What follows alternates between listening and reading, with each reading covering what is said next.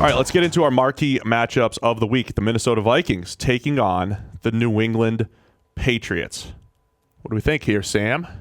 Is this really a marquee matchup? It's a big matchup, yeah.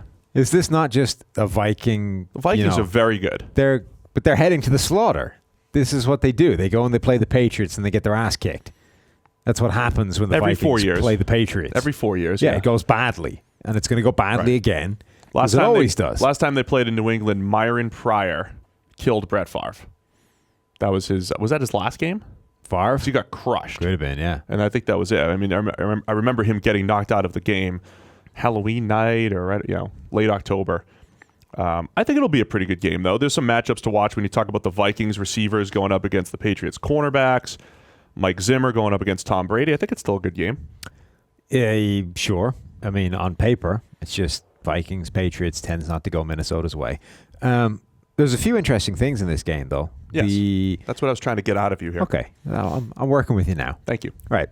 So the book on Tom Brady has always been you don't blitz him because he knows what's coming and he'll carve you up. He'll just deliver the ball to Edelman over the top of your blitz, and many yards and touchdowns will ensue.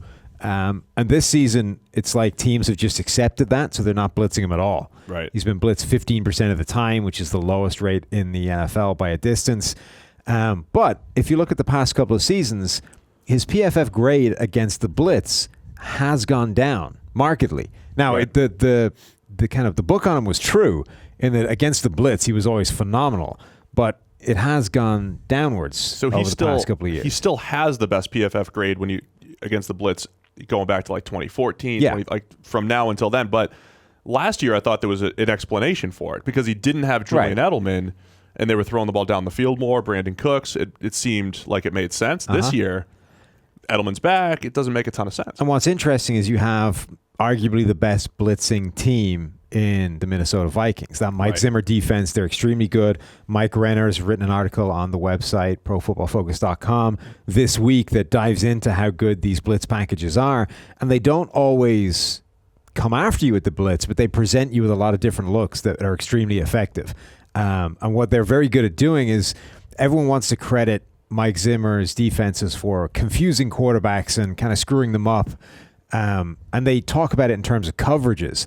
But I think actually they're far better at confusing protection up front. They show you guys in the A-gap. They show you a whole bunch of people at the line of scrimmage, and then they drop out and they send people from different corners. And what it does is it completely messes up the protection you called at the line of scrimmage based on what you were looking at. It makes you make these calls. That, I think, is what it's far better at confusing, is the protection calls, not necessarily the quarterbacks with coverages. But it results in the same thing, right? It's a challenge for the quarterback because suddenly he's got a free rusher about to kill him. But they showed Aaron Rodgers a lot of these looks last week, but they only came after him, I think, 3 times or something on the blitz. So they don't always have to actually blitz you to have an impact with these looks. But my point overall is I wonder if teams are just ceding this to Tom Brady as a matter of course now, whereas they probably should actually test him a little bit. He's been so good versus the blitz. We don't do that. It's like, well, is he still so good against the blitz? Maybe we should try it. Yeah, it's worth trying. If you just look at the PFF grades, all a part of PFF Elite, Premium Stats 2.0. When blitzed, 68.1 grade this year. That's average to slightly above average versus an Elite 90.7 grade when not blitzed. But again, only blitzed 64 times compared to 358 with no blitz. Passer rating, not a huge difference, 96.8 down to 93.2 when blitzed. But again, if you're making a quarterback play worse, over time, that's going to match up. So it's worth it. And again, the blitz overall with the league, the results on blitzes versus non-blitzes, almost even across the board. Blitzing is not a better strategy as far as stopping the pass overall. But again, for some quarterbacks, it is. So I think it's certainly worth it. Also, I mentioned the numbers on the pod a couple weeks ago. Since 2015, only 2 quarterbacks have a grade over 70 against the Vikings blitz. And one of whom is Kirk Cousins. So he doesn't have to face it. The other guy is Jared Goff. So the Vikings have had a ton of success with the blitz, and I think this could be I'm interested to see if they do actually try to go after him in this one. But something to watch there. I think the Vikings receivers going up against the Patriots cornerbacks. We have Stephon Gilmore currently as the number 3 cornerback in football with a 90 overall grade. We have Adam Thielen as the number 1 wide receiver in the NFL. You have Stephon Diggs, who has not dropped a pass. And you were digging up the numbers on Vikings. Patriots defense giving up a ton of yards on crossing routes. The Vikings like to run those. So this could be one of those games where the Patriots have games where they give up a ton of yards and then crack down in the red zone. So is this one of those games where the Vikings are going to move the ball and then their only hope is to be really, really good in the red zone with Cousins in that pass game? Yeah, it could be. The Patriots have given up an absolute ton on those shallow crossing patterns. Right. The Vikings do run that a lot with both of those receivers, Diggs and Thielen. And what's interesting is that the Patriots, so they've obviously got a star cornerback in Gilmore, but you can only deploy him to one guy, right? So one of the other Vikings receivers should have a relatively favorable matchup.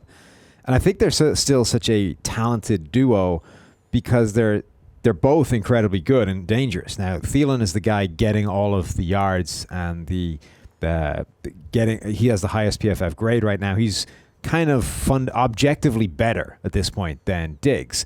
But Chris Spielman said something on a broadcast of one of the Vikings games earlier in the season that I actually think probably still holds true, which is teams have definitely reached the point now where they respect Adam Thielen and he's a major threat to a defense, but they fear Stephon Diggs.